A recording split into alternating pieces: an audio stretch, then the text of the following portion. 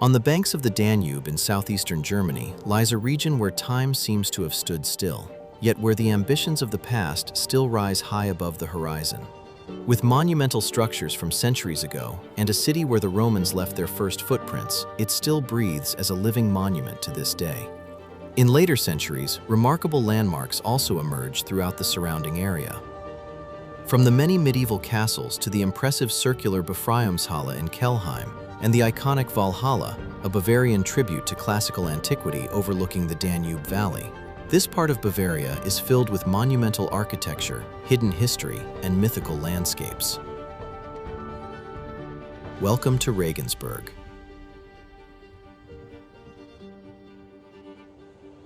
After a number of wonderful days in Koblenz, Heidelberg, and Rothenburg, the fourth city on my itinerary is already waiting. This time, however, I do not begin in the city itself. Instead, I start about 40 kilometers southwest of Regensburg, along the banks of the Altmühl River, where Burg Prunn rises high above the valley. Perched on a steep Jurassic limestone cliff, the castle was first mentioned in documents dating back to 1037. It gained worldwide recognition through the discovery of the Prunner Codex in 1566. This manuscript turned out to be the fourth oldest complete surviving copy of the Nibelungenlied, Germany's most iconic medieval heroic epic. A little farther along the valley lies the picturesque village of Essing, where I stop for a short walk. Nestled tightly between the valley's towering rock faces, the village is overlooked by the ruins of Burg Prunn, which sit high on the cliffs above. With its wooden bridge leading to the old town gate and its colorful houses lining the water, Essing makes for a perfect stop on a peaceful morning.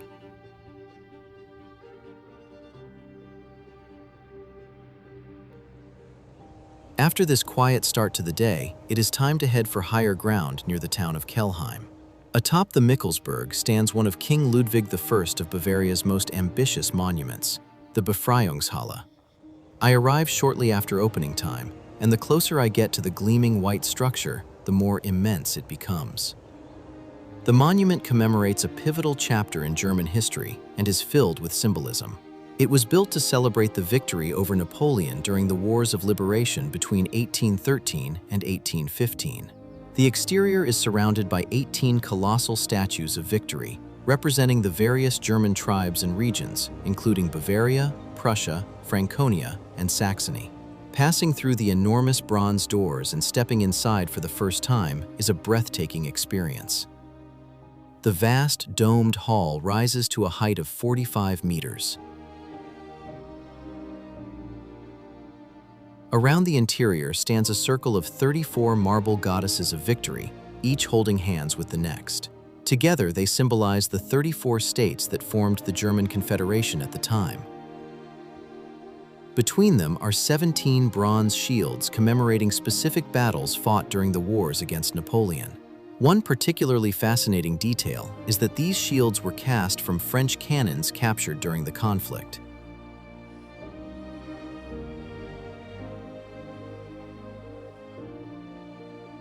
From the main hall, visitors can walk behind the monumental statues to reach a staircase leading to the exterior upper gallery.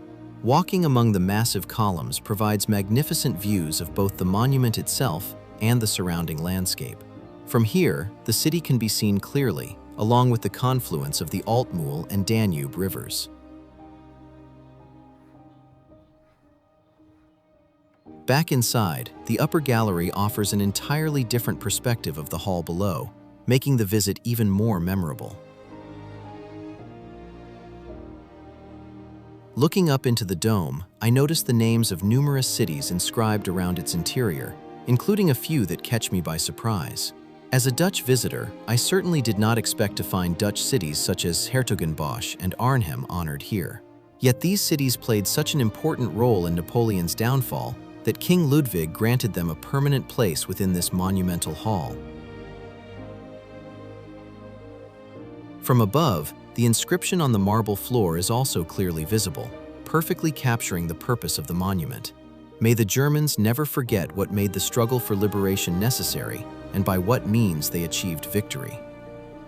It is remarkable to wander through this extraordinary building almost entirely alone. Arriving right at opening time certainly has its advantages. As I complete one final circuit around the monument and prepare to leave, it quickly becomes apparent that the crowds are beginning to arrive and that this remarkable place is slowly coming to life for the day.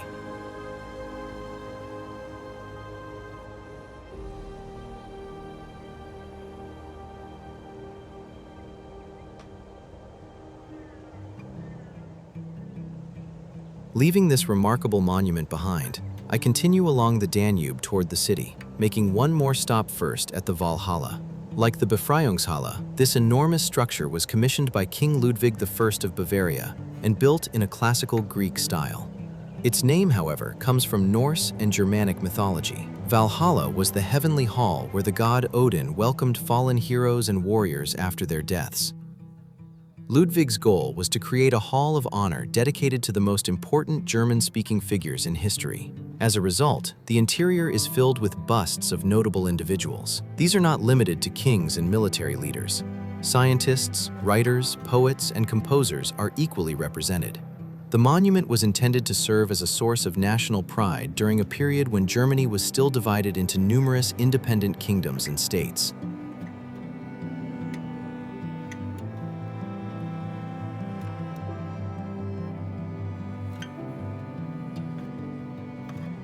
The monumental building opened in 1842 and was constructed entirely from white marble. Inside are no fewer than 133 busts and 64 commemorative plaques honoring figures such as Albert Einstein, Mozart, and Beethoven. Once again, I am surprised to discover several Dutch names among those being honored. William of Orange and the philosopher Erasmus are both represented here and occupy a prominent place within the temple. It is an extraordinary monument that rises high above the Danube. Its grand Greek appearance feels almost out of place in the Bavarian landscape, which makes encountering it here all the more impressive. Perched above the river and visible from afar, it remains one of the most striking and unexpected landmarks in the region. After exploring these remarkable sites just outside the city, it is finally time to discover the historic center itself. Having parked my car on a large lot located on an island in the Danube, I take a moment to admire the city skyline reflected in the river before making my way into the old town. Before long, an impressive villa appears along the riverbank. This royal villa was built between 1854 and 1856 on the orders of King Maximilian II of Bavaria, the son of Ludwig I, who commissioned both the Walhalla and the Befreiungshalle. The king wanted a summer residence in the city where he could rest during his travels. Surrounding the villa is a beautiful park designed in the classic English landscape style, providing a peaceful contrast to the bustling city beyond. Adjacent to the park stands the Ostentor, one of the best-preserved Gothic city gates in Regensburg. It was built around 1300 to protect the eastern suburb from potential invaders. During the 17th century, the city endured major sieges, and while many surrounding structures suffered significant damage during the 30 Years' War, this imposing gate remained standing. Passing through the massive tower feels like stepping directly into a medieval UNESCO World Heritage site. Just beyond it stands one of the city's most unique survivors, the Brandl Brewery. During the Middle Ages and the centuries that followed, Regensburg was home to dozens of small breweries. Today, however, only this historic city brewery remains. It serves as a reminder of a long brewing tradition that once played an important role in the daily life and economy of the city.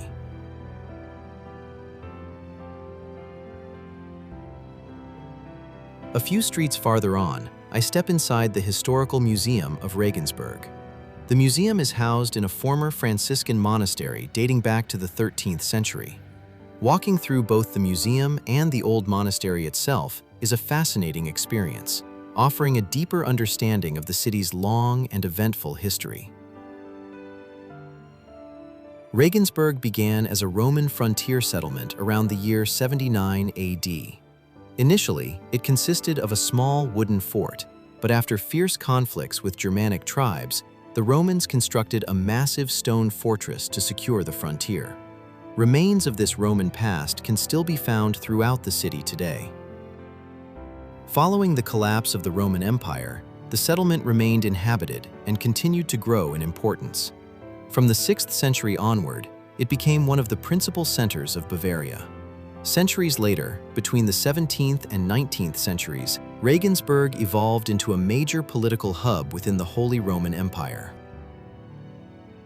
This was effectively the first European parliament. Envoys, princes, and ambassadors from across the Holy Roman Empire lived in the city for years to discuss laws, war, and peace, until the Holy Roman Empire collapsed when Napoleon redrew the map of Europe. In 1810, the city lost its independence and became a permanent part of the new Kingdom of Bavaria. The fact that the Romans were far ahead of their time is clearly visible in this museum. Around the year 179, when the military camp housed around 6,000 people, a reliable water supply was essential. An underground aqueduct stretching for several kilometers was constructed, and water was distributed throughout the city from a central distribution station via a network of lead pipes. The pipes you see here are the original pipes. They are nearly 2,000 years old and look almost brand new, which is hard to comprehend.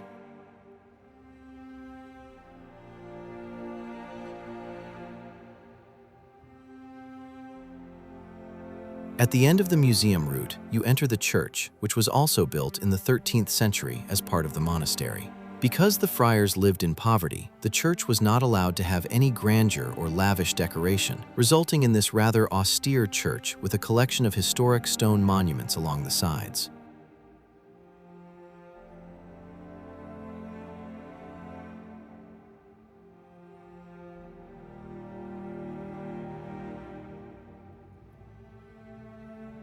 What immediately stands out when you enter the church is an exhibition whose centerpiece is a huge pyramid-shaped mound of straw several meters high. It is not something you would normally expect to find in a church, but it does seem to fit within a museum.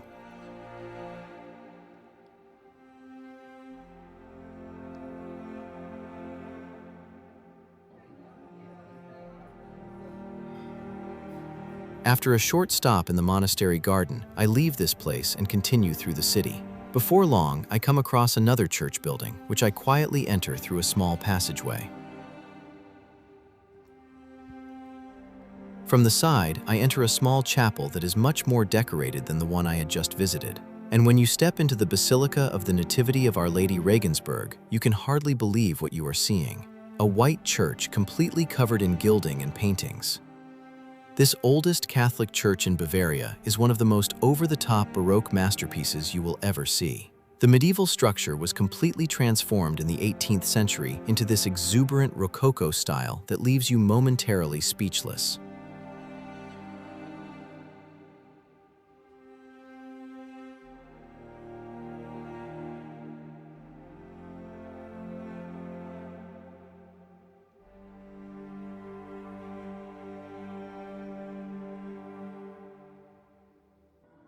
The Roman legacy is still clearly visible throughout the city. Together with Trier, Regensburg is home to one of the only surviving Roman city gates north of the Alps, the Porta Praetoria. At first glance, it is not immediately recognizable as a city gate. Over the centuries, newer buildings were constructed around and on top of the original Roman structure. Ironically, this is precisely what ensured its survival. Today, parts of the ancient gateway remain embedded within later buildings, allowing visitors to stand face-to-face with a structure that dates back nearly 2,000 years. As I continue toward the banks of the Danube, the aroma of grilled sausages begins to fill the air. Here stands the historic Wurstkuchl, which began in 1135 as a simple cookhouse serving the workers who were building the nearby bridge. Remarkably, it has remained in operation ever since. As a result, it is often considered the oldest continuously operating restaurant in the world. Sitting on the terrace provides a wonderful view of both the river and the city's iconic stone bridge. Passing through the city gate, I make my way onto the bridge itself. Constructed between 1135 and 1146, it was an extraordinary engineering achievement for its time. Stretching roughly 300 meters across the Danube and completed within little more than a decade, it represented a level of ambition rarely seen in the Middle Ages. For many decades, this was the only permanent stone crossing over the Danube between Ulm and Vienna. Anyone traveling from Northern Europe toward Venice, Rome, or Constantinople would likely have crossed the river here. The tolls collected by Regensburg generated immense wealth and helped transform the city into one of the most prosperous trading centers in the region. Knowing this makes the walk across the bridge all the more special. Countless merchants, pilgrims, rulers, and armies once passed over these very stones on their journeys across Europe. At the city end of the bridge stands the Brückturm, the only surviving gate tower of the original three that once guarded the crossing. Visitors can climb the tower, and from the top are rewarded with sweeping views of both the bridge and the historic city center. The structure itself was built during the 13th and 14th centuries as part of the city fortifications and served as a heavily defended checkpoint controlling access to the bridge. The climb is certainly worthwhile. Not only does it provide a spectacular panorama, but it also offers a completely different perspective on a city whose history has been shaped for centuries by trade, travel, and the waters of the Danube.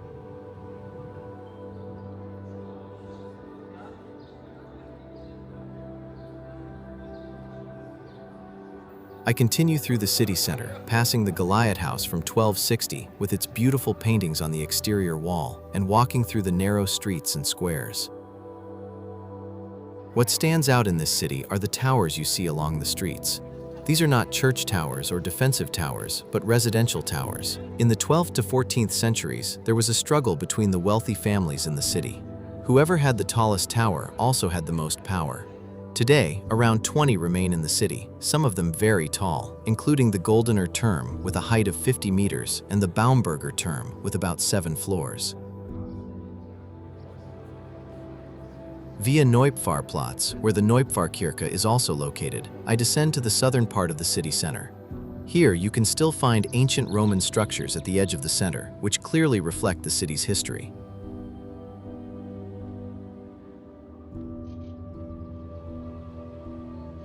A little further west is Schloss Sankt Emmeram. This is the largest inhabited palace in Europe that is not owned by the state or a royal family. Its origins go back to the year 739, after which it underwent a major transformation in the 19th century, eventually reaching around 500 rooms.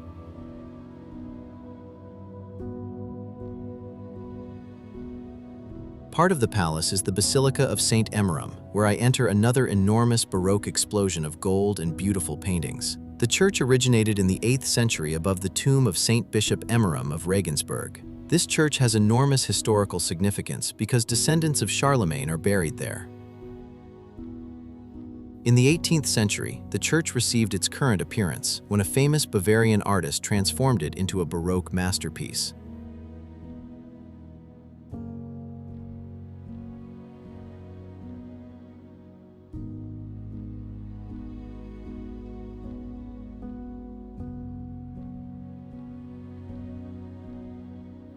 On the western side, you will find several beautiful squares, including Bismarckplatz with the theater and the former presidential palace from the 19th century, which is now the House of Music, as well as Arnulfsplatz with its beautiful surrounding facades.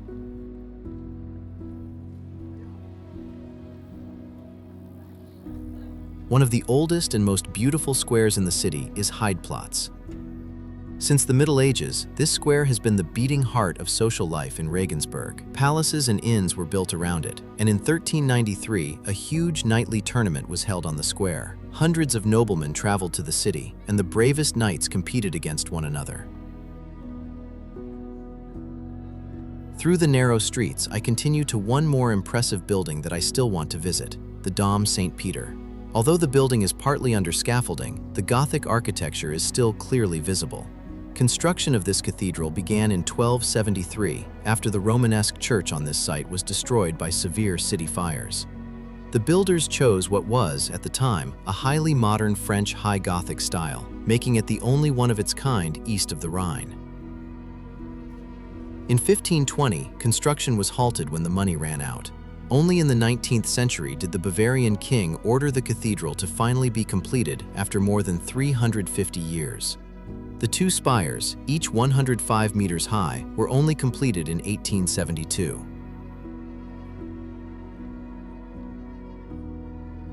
After a beautiful afternoon in the city center, I leave through the city gate near the bridge and make a short stop in Stadthof. This part of the city is located on an island in the river and was for centuries not part of Regensburg. Due to its strategic position at the end of the bridge, it was repeatedly destroyed during wars, with the final blow coming in 1809 during the Battle of Regensburg between Napoleon and Austria. Since 1924, it has officially been part of the city of Regensburg.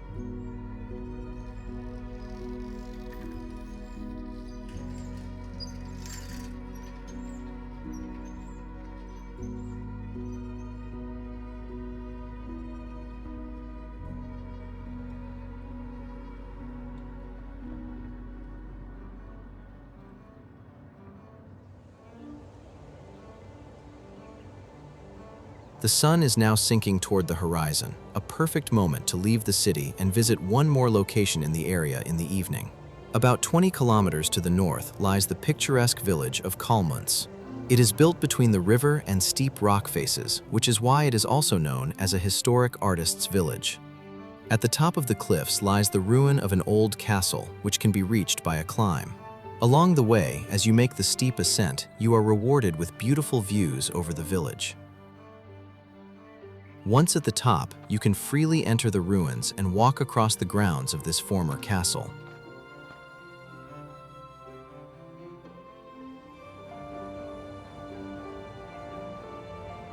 Although not much of the structure is still standing, the tower has been restored and can also be climbed. From the top, you get the best view over the entire area. With the river, the village, and the old castle complex, this is the perfect ending to my day in beautiful Regensburg. A city full of history, but above all, one with truly remarkable monuments. The Befreiungshalle and the Walhalla alone already make a trip to this city more than worth it. On top of that, you also get a beautiful city with a lot to see and experience. In short, it is once again a place you should visit at least once in your life. In the next video, I will take you to the city of Nuremberg with the beautiful imperial castle towering above the city, as well as a vast system of caves located beneath it. If you don't want to miss the continuation of my journey through Germany, don't forget to subscribe and leave a like and a comment if you enjoyed the video. Thanks for watching, and see you soon.